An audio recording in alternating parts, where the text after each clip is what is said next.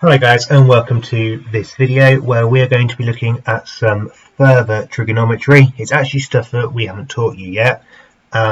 Normally we wouldn't bother with set 2 learning this because it forms quite a small part of the exam and it's not really worth the brain power you remembering these formulae. However, because you've got the formula sheet this year, I've decided that actually you would be able to pick up marks on this. You just need to know how to use the given formulae, how to sub them in, how to work with it. So last few videos, we were looking purely at right angle triangles. The only trick you've seen so far looks at right angle triangles. Okay. If we look beyond that though, we've got some formulae for any triangle ABC. So it does not have to be a right angle triangle. This is where this trick differs. Okay, so it works for any triangle, not just a right angle triangle.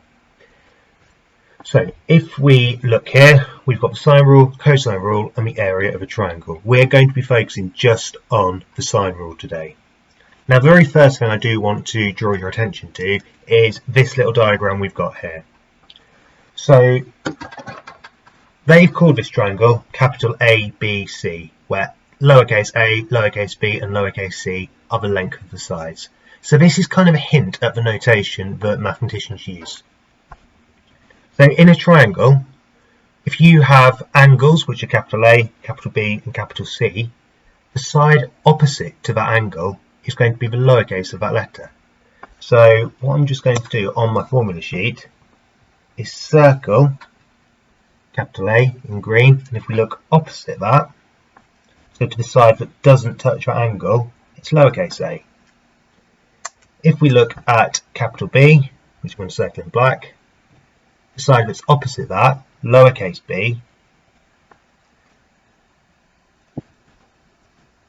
you can see I've circled in the same colour. They are linked. Okay, lowercase b is opposite uppercase b. And side C, which I'm going to circle in red, is opposite angle C. So that is the notation that we tend to use. And it's just something you will need to remember. It does actually relate back to the right angle triangle. If you think about my video on labelling a right angle triangle, I made a big deal of lowercase a being opposite capital A. It's a similar idea. So it doesn't actually matter if you are given a triangle which one you call A, which one you call B, and which one you call C. As long as you make sure you are consistent with your lowercase letter being opposite the uppercase angle.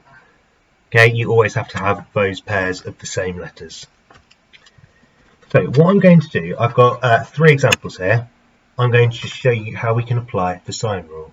So actually, I'm just going to break it down and make it a little bit easier for you to digest. I'm going to do a similar thing to what I did in all of my other videos. I'm just going to label my 3 sides. Okay, so like I said, it doesn't really matter what you call them, but really, if you look, you can see this triangle looks quite similar to the one in the question. So I'm going to call these sides A, C, and B, and then the sides, sorry, I think it says sides, the angles are capital A, capital C, and capital B, and then the sides are lowercase c, because it's opposite angle C, lowercase a, because it's opposite angle A, and lowercase b, because it's opposite angle B. Now, if we look at the sine rule, it looks quite daunting, because there are 2 equal signs in it, forming 3 parts. Now, all this is saying is that there is a relationship between any combination of opposite sides. Okay, so really, all you would ever do with the sine rule is focus on which pair of sides, or which 2 pairs of sides you are interested in. You can always ignore one part of the sine rule. So it's absolutely fine to say A divided by sine A is equal to B divided by sine B, or B divided by sine B is equal to C divided by sine C, or A divided by sine A is equal to C divided by sine C. That's all we're going to be doing, just focusing on those relationships. So really it is actually just a shorthand way. Instead of writing out 3 separate equations, it's just put together in one to save a bit of ink. So if we look here, I've got, oh, very unfocused screen at the moment. I've got angle, capital A, and side, lowercase a. So what I'm going to do is just circle in the same colour those bits of information. I've also got this angle here, and I'm being asked to find the side that is opposite that angle. Okay, so I've got a pair of opposite sides and angles, and then I've got another pair where I don't know all the information, I only know the angle. So what I'm going to do, just to start that off, is copy down from the formula sheet the relationship that I want. So I've got capital A and lowercase a, capital B and lowercase b. So I'm just going to write down A divided by sine A is equal to B divided by sine B. And again, I'm just going to sub in the values that I need. So lowercase a, I've said is 10, and uppercase A, I've said is 48 degrees. Okay. Lowercase b is our unknown, it's x centimetres, and the opposite angle, uppercase B, is 37, so it's going to be divided by sine 37. Right, I can actually make do a little bit of algebra to rearrange that. So 10 divided by sine 48, I could type into my calculator straight away. I'm going to get a long horrible decimal out, I don't really want that. So to save myself a bit of work, I'm going to rearrange before I even use my calculator. I'm going to multiply both sides by sine 37, and that is going to give me sine 37 multiplied by this entire fraction. That's equal to x. So if I get my calculator and just type that in exactly, so it's sine 37 multiplied by 10 over sine 48, press equals, I'm going to get my answer.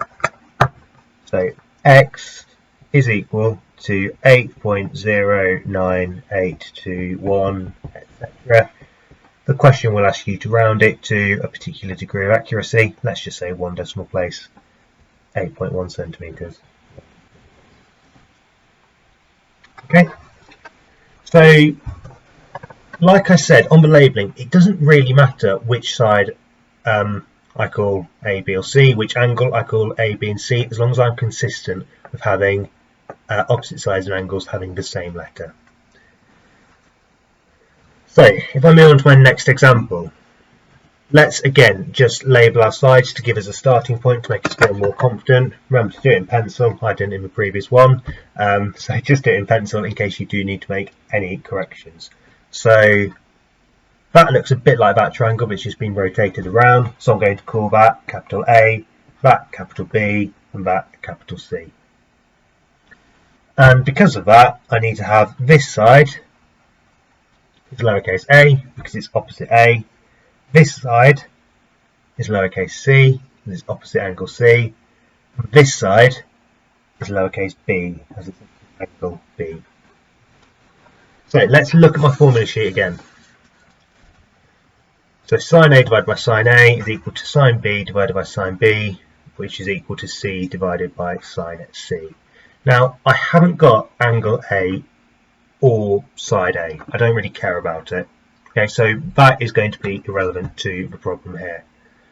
Okay, so I'm just going to write down the part of this equation that is useful for me, the part of the sine rule which I actually care about, which is B divided by sine B is equal to C divided by sine C. So again, some people like to just kind of make it clear, highlight, underline, put a circle around the pairs, but I'm just going to go ahead and refer to letters. I'm not going to do any underlining with this one. So lowercase b is equal to 5. I can write that down. And sine, capital B, is sine 31. I know that's going to be equal to lowercase c, which we know is y here, divided by sine 89. Now again, I could work out what 5 divided by sine 31 is, but it's going to give me a decimal. I don't really want that. So I'm going to rearrange before I even get my calculator out. I'm going to multiply both sides by sine 89.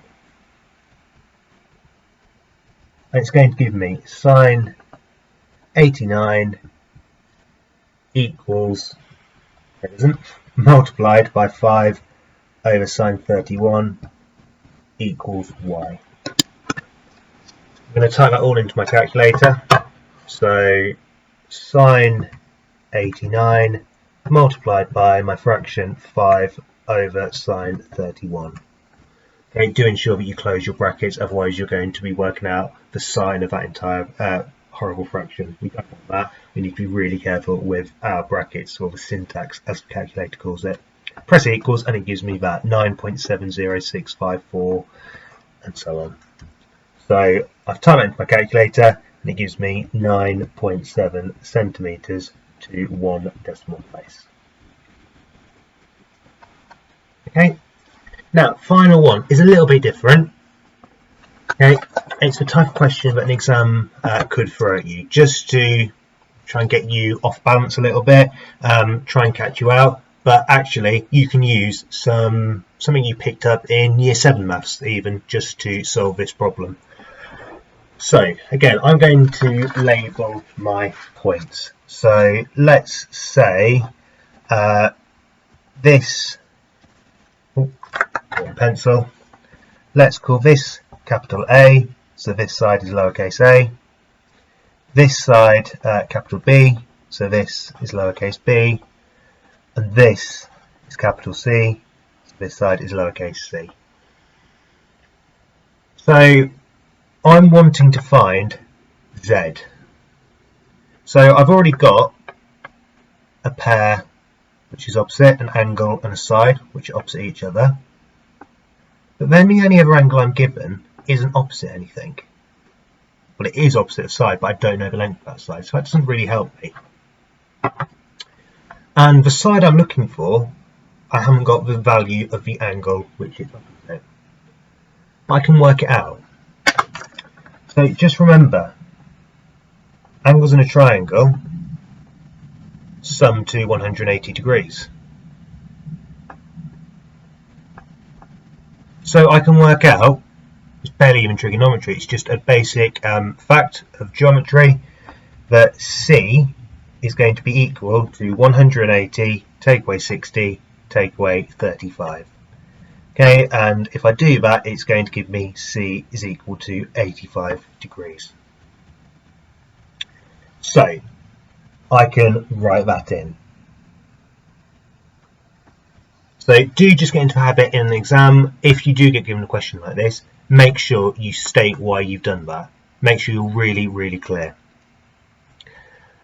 So actually now I have got some known values which are opposite each other, and I've got a known angle which is opposite an unknown side.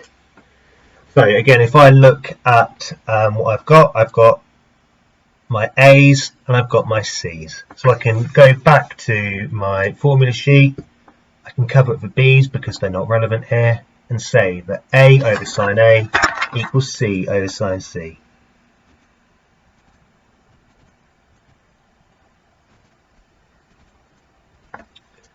And I'm just going to plug in my values. So lowercase a is 12, uppercase A is 60. So A over sine 60 equals C, which is Z, over sine 85. I'm going to do my rearranging, multiply both sides by sine 85, and that gives me sine 85 multiplied by 12 over sine 60 is equal to Z. Type that all into my calculator. I'm going to get it on screen here. Sine 85 multiplied by 12 over sine 60 equals 13.80367, so on. So I'm just going to round that to give me z equals 13.8 centimetres to 1 decimal place. So do just remember, the key thing here is that you've got pairs of opposite sides and angles. Okay, you're only ever going to divide the sine of an angle by its opposite side. Sorry, I should be the other way around. You're only ever going to divide the side by the sine of its opposite angle. Okay, never anything else. That is where people will make mistakes here, but actually it is just a case of applying formula and being really careful, and you will be able to pick up marks here. Okay, the next video is going to be still relating to the sine rule, but finding unknown angles. So it's a similar idea, but I do want to do it in a separate video. So I hope that's been helpful for you. Make sure you do practice, and hopefully you can watch the next video as well.